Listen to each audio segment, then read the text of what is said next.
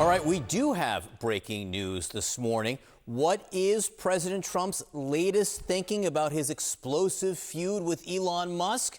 Well, joining us now, someone who just got off the phone with the president. CNN chief political correspondent Dana Bash joins us now by phone. Dana, what did he tell you? Good morning, John. Well, he said that he's, quote, well, here's exactly what he said, quote, "I'm not even thinking about Elon. He's got a problem. The poor guy's got a problem." He said he won't be speaking to him for a while, but he said he wishes Elon Musk well. It was a short conversation. He didn't seem very exercised about it.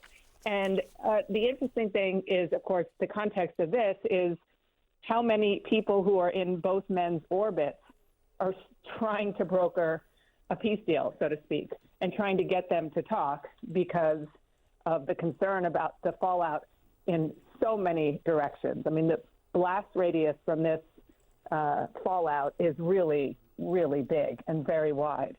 But right now he said he's not interested in that, and he's moving on.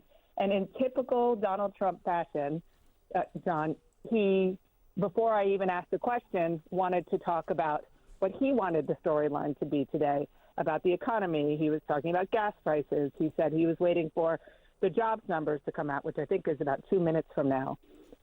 So as he has done his entire career, not just political, but since he was a businessman, trying to push out the narrative and push out the story that he thinks is the most advantageous for him. And he thinks that's the economy now.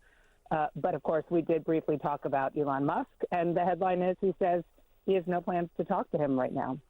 Yeah, just to reiterate, again, because the story overnight has been a whole slew of people working to tone things down and to de-escalate. And he's telling you, I don't want to talk to him right now. And then he also threw that elbow saying that, the poor guy's got a problem. So, if Elon Musk is waking up this morning, he might read that, I imagine, as a new insult. He might. He also said, I won't be speaking to him for a while, I guess, but I wish him well. He wasn't exercised. He didn't sound angry. He sounded, I guess, more resigned to where their relationship is right now.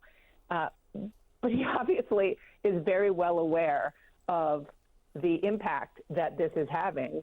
And that's why I found it interesting that even though he seemed to try to put a stop to any speculation or, as you were saying, the entreaties from so many people for the two of them to make up, he was still trying to kind of shape the narrative about what is coming out of the White House. It's not an easy thing to do right now because literally the entire world is focused on this remarkable feud between the President of the United States and Elon Musk. I will say that's 100% true. People were talking about it on the subway, on the sidewalks, everywhere I turned yesterday afternoon and evening. This has 100% focus. Dana Bash sharing her interesting morning conversation with the President of the United States. Thank you very much. We'll let you get ready for Inside Politics, which airs at 12 p.m. Eastern. All right, with us now, Congressman John Garamendi, a Democrat from California. So, Congressman, I think you just heard the news. President Trump says of Elon Musk, he's got a problem. The poor guy's got a problem, says he has no plans to speak with him, but that he wishes him well. The last 24 hours, this fight has been explosive. I've heard some people call it catty. But what's the significance from where you sit? What does this matter to the country and to the policy that you have voted on and will be voting on again? It's extremely important. We can get caught up in the tit for tat and back and forth with a tweet here or there. But the reality is this is going to have a significant impact on a very, very crucial piece of legislation, which in my view is an absolutely horrible piece of legislation. That's the big ugly bill or the big beautiful bill, depending upon how you look at it. The reality is that legislation is seriously impacted by this fight. You get past the various personality issues involved, and Musk is pointing out that the bill has very, very serious consequences for our national debt. And I just overheard the speaker a moment ago talking about the beautiful cuts, the largest cuts ever. Well, Well, those are cuts on critical programs, on healthcare programs, the Medicaid program, Medi-Cal in California. 10 to 15 million people would lose their health care.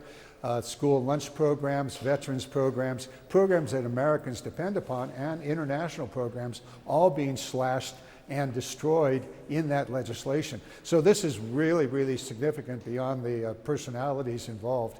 It's going to have a serious effect, and in my view, be helpful in, well, either killing or causing that legislation to be seriously amended. So John Garamendi, a senior Democrat, saying that Elon Musk may be helpful to you and your political desires, at least insofar as that bill goes. I want to read you something. Again, there are a lot of personalities involved here. People have been wanting to know where the vice president stands on this, because at one point Elon Musk endorsed a tweet that said that the president should be impeached and J.D. Vance should take over. Vance tweeted, "There are many lies the corporate media tells about President Trump. One of the most glaring is that he's impulsive or short-tempered. Anyone who has seen him operate under pressure knows that's ridiculous." What do you think of that analysis from the vice president? I wouldn't expect him to say anything that would be detrimental to the president, and he didn't. The reality is that Trump changes his mind every other hour. You take a look at the tariff issues. One day it's this way, the next day it's that way. We're going to cut a deal. No, we're not going to cut a deal. The inconsistency of policy from the president is very, very detrimental to the United States, to the economy, and really to our national security. On the subject of national security, and you are on the Armed Services Committee, President Trump yesterday had this to say about the conflict between Russia and Ukraine and where it stands right now. But sometimes you see two young children fighting like crazy. They hate each other and they're fighting in a park. And you try and pull them apart. They don't want to be pulled. Sometimes you're better off letting them fight for a while. Okay, so he said sometimes you're better off letting them fight for a while. Then overnight, Russia unleashed one of its most aggressive air attacks on Ukraine since the initial invasion. So what do you think Russia is hearing in this? Well, he's hearing that Trump is not going to push Putin, not going to push Putin to stop it. And this is the inconsistency that I was talking about a moment ago.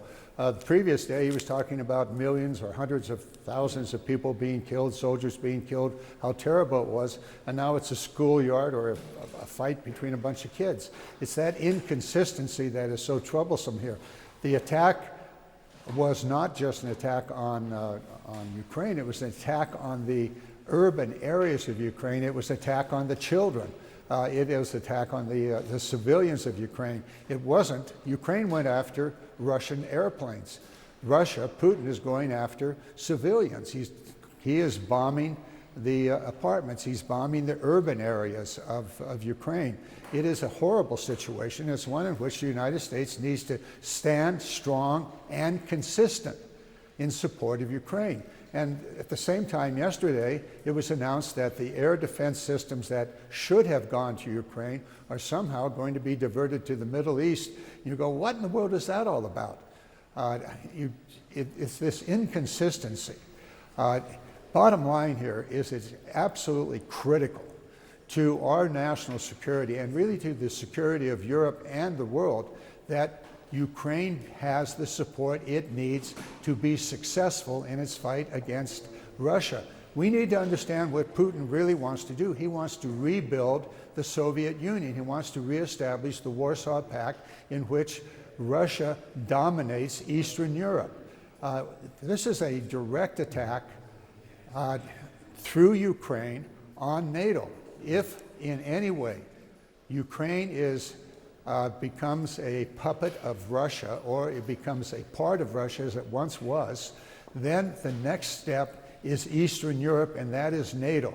This is the moment, this is the time in which the United States has to stand with Ukraine and with Europe and make absolutely certain that Putin doesn't get his wish, which is the reestablishment of the Soviet Union. Congressman John Garamendi from California, we appreciate your time this morning. Thank you very much.